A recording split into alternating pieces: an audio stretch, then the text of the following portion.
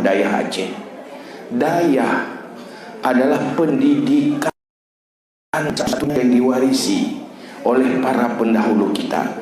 Sebelum Aceh menjadi bagian dari Indonesia, di saat Aceh sebuah kesultanan dan sebuah negara, juga sebuah bangsa, pendidikan utamanya adalah daya. Yang tertingginya adalah daya Manyang. Karena dalam sejarah pendidikan untuk masyarakat Aceh masa lalu, rangkang, madrasah, dan daya. Kalau dulu besar, hebat, pasti salah satu pendidikannya sukses. Tidak mungkin sebuah bangsa yang bodoh akan menjadi hebat dan kuat. Kalau sukses pendidikannya, siapa yang mendidiknya? Adalah lembaga-lembaga pendidikan yang dikelola di bawah para ulama. Setelah Indonesia merdeka, Aceh bergabung menjadi bagian dari Indonesia dalam sebuah negara kesatuan. Puing-puing keikhlasan itu tetap bertahan di saat lembaga pendidikan daya tidak lagi dianggap pendidikan formal. Hanya lewat keikhlasanlah dalam segala beban dan kepedihan, tapi bahagia melihat sebagai amal yang terbesar di akhirat, maka dilanjutkan pendidikan daya itu sampai sekarang bertahan. Pasca reformasi baru ada secercah harapan, lahirnya kembali, kehadiran kembali pemerintah untuk membantu daya, walaupun dalam ukuran yang masih sangat terbatas. Tapi alhamdulillah, ketimbang tidak ada, alhamdulillah sudah ada. Maka dalam hal itu, bukan itu masalahnya. Yang perlu kita sadari, pertama, daya sekarang dengan para ulamanya tidak lagi berada di zaman kesultanan.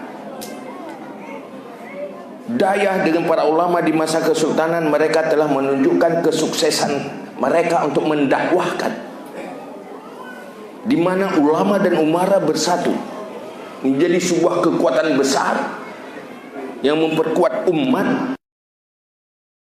Dan baldatun thayyibatun wa rabbul ghafur. Tapi kita sekarang berada tidak lagi di era kesultanan, tanyo hanali masa kerajaan Islam, tapi berada di zaman demokrasi dan juga menjadi bagian dari sebuah bangsa. Maka arahan anlimu auladakum li zamanihim la li zamanikum fa innahum khuliqu li zamanihim la li zamanikum, itu harus direnungi baik-baik. Ajarkan anakmu untuk zamannya, karena mereka diciptakan untuk zaman mereka, bukan untuk zamanmu. Menyoborkan, Toyota banggakan bisa mengalahkan Belanda dengan bambu dan pedang. Tetapi orangnya mungkin diabaikan. Han mungkin pesawat tempur tapre ngelemin. Kita harus pandai menciptakan artileri. Maka yang sebagai gambaran kiasan, hari ini di saat Aceh mendeklarasikan dirinya bersyariat Islam lewat regulasi dan menjadi amanah undang-undang, kalau Aceh gagal melahirkan syariat yang memberi solusi bagi semua aspek kehidupan, juga aspek agama, maka ini pencerminan belum suksesnya dakwah para ulama. Kita sudah sukses mendidik lembaga pendidikan, apalagi yang maju, tetapi mendakwahkan Islam sebagai solusi itu menjadi PR yang belum selesai. Kita tidak mengatakan kalah materi, tetapi mungkin kita masih kalah strategi di dalam mendakwahkan. Sebuah materi yang bagus di dalam sebuah keilmuan atau sebuah pembahasan ditentukan pula oleh redaksi yang bagus dan intonasi yang bagus. Sebaik apapun sebuah makna, salah dalam redaksi akan melenceng ke arah yang salah. Begitu gambarannya. Maka ini menjadi persoalan. Maka tugas Huda ke depan, sebuah organisasi, kita mau pertanyakan, apa yang tadi organisir? Yang perlu diorganisir adalah pemikiran. Mengorganisir pemikiran di dalam internal, tanya, mengorganisir perilaku supaya menghasilkan manfaat kepada umat. Sebuah kesuksesan dan sebuah kegagalan sangat ditentukan oleh pola pikir kita. Salah rata semiki, salah sikap akan gagal.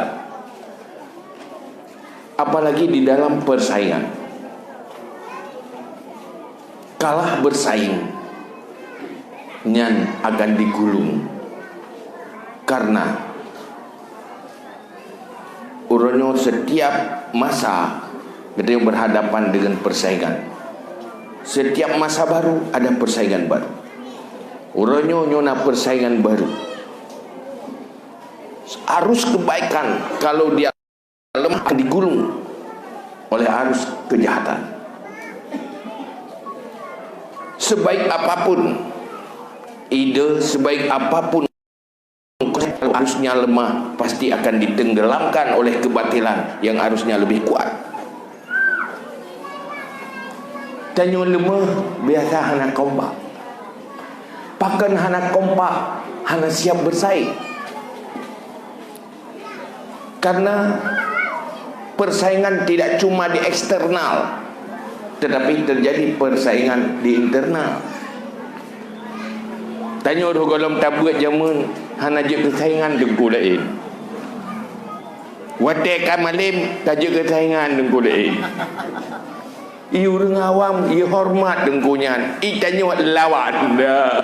Tak siap menghadapi persaingan. Akhirnya bersaing negatif. Kekompakan dan keharmonisan itu adalah pencerminan dari dakwah akhlak. Konflik dan tidak bersatu gambaran dari kegagalan akhlak. Selama kita gampang menyakiti dan tidak sanggup tahan disakiti, pasti konflik dan kesatuan gampang hancur. Maka Huda ke depan, mari kita kaji kembali di mana salahnya. Nyuruhnya karena organisasi, ya, kapegan organisasi. Nyuruhnya nyuruhnya mandung semangat. InsyaAllah kalinya saya kerja 3 kali. Ya, itu ada kerja 3 kali ya. Nyan biasa ada dengar. Cuman tadanya nyan semangatnya dek naik trip itu nunggu. Kadang mantuk ngau rumah kan ale semangat. Dan bedom si malam bantai bedah singa. Ho kasih semangat baru. Cepat dah karun. Kan rencana tinggal geroi. Kerencana tua geroi. Maka uronyo pertama, abi lu harap yang ke tukang pugawari ya. Ketua dan jalan-jalan sekretaris nyan kepala arif. Man munyot dengan arif yang jelas, yang lain pasti dengar. Maka abi nya arif pugawari. Nyan bukan dengan atabaro akibat. Nyan payah. Olehnya arifnya betul-betul semua komunikasikan. Karena persoalan jihurannya Yang hebat tanya, pertama ponilek kendala bak bagi perang. Lehnya leh nak bagi baca. Leh dah bagi ada tak cak. Persih lagi tak offer bola ke pemain yang hana ahli. Saya dah offer bola ke jila je kena luar. Lepas ada mukumat baki untuk ibu pelung bola ya. Orang dah bagi le. Nyohek baju ni. Maka payah sambil bertanding ya melatih diri. Yang baik lagi zaman. Harus bekerja lebih cepat. Kalau mau kita memperkuat Ahlus Sunnah wal Jamaah, pergerakannya kalau kalah cepat akan cepat kalah. Sebuah hak kalah cepat akan cepat kalah oleh kebatilan yang lebih cepat. Dah kira ikut jaju. Padahal yang lebih cepat gop dengan dah tak jaju. Dengan lalu berangkat aja terus menerus. Jangan kalah cepat. Makanya yang perlu itu mengaji. Maka lu lagi maah untuk kedua. Lu kadang-kadang sering lu tekan becut. Nyokan bengi. Kan bengi. Nah lalu menurut tekan tiga telefon, tanya masalah, nyati itamang nombor telefon lagi kalau ulu tudung. Nah hancur ni, yo putugas dah. Nah ya kadang ada kalian tutup ina. Bang nak jak bang tutup duit je. Hai kepun duit tu. Tekau kita tanya je. Tanya je, bagi tanya je tu. Patut kenan tu. Dalam halnya yang kita inginkan semoga Hudayu benar-benar bergerak ke depan dalam mengorganisir pemikiran, sikap dan perilaku dan bagian daripada sebuah perjuangan kebaikan yang diperintahkan dalam agama. Kalau persoalan belajar mengajar nya ada hana perlu udap hana pupu. Udip daya, udip balai pengajian, udip majlis taklim nyan hana perlu udah tadi. Cuma Hudayu betapa daya duduk stempel udah. Munyo sekedar stempel hana boleh dari itu tadi. Tapi ini ada persoalan yang sedang kita hadapi.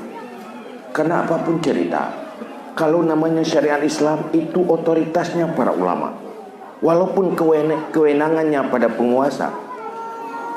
Lu pegang contoh Pak Ron, payah dia lu pegang. Nyur bala mantang duduk membahas tentang LKS, Lembaga Keuangan Syariah, yang sudah ditunda ke 2026. Tedu duduklah para ulama, profesor, ahli ekonomi semuanya. Mereka sepakat jangan tunda. Kenapa kebijakan itu terjadi? Dengan siapa mereka bermusyawarah? Kenapa kita tidak pernah tahu? Berkaitan dengan kebijakan syariah dan agama. Kita tidak mengatakan siapa salah, enggak berkata salah. Tapi kita enggak tahu kenapa itu. Artinya cok kebijakan pergi lagi orang kena tanggung pejuh tahu. Duduk cok ketimpulan hanya jadi pejuh tahu tu sam. Pakan na lamber. Maka le kana lamber hanya jadi tanggung bu. Pakan hancur pindah cok ber tanggung. Yo ke alasan nao lam tepung tepung. Ya, kira ada baik. Maka ini menjadi perhatian kita. Kenapa ini terjadi? Tentu ada masalah kan. Tapi ini bukan kita salahkan, jangan, tidak ada yang salah. Mungkin ada pemahaman-pemahaman yang paham, yang perlu tanya tepe. Masa kebijakan syariah dengan siapa? Kita bertanya dengan kelompok mana? Kenapa enggak terlibat semua elemen? Saya juga heran. Kok ini para profesor, pakar-pakar semuanya sepakat jangan tunda. Maka ini menjadi masalah. Karena dalam agama katanya tidak ada ditunda, tapi lakukan apa yang bisa sebelum semuanya bisa. Menunda itu ujungnya meninggalkan dan terlupakan. Itu berbahaya sekali. Kalau kebijakan-kebijakan ini, kapan itu syariah menjadi solusi?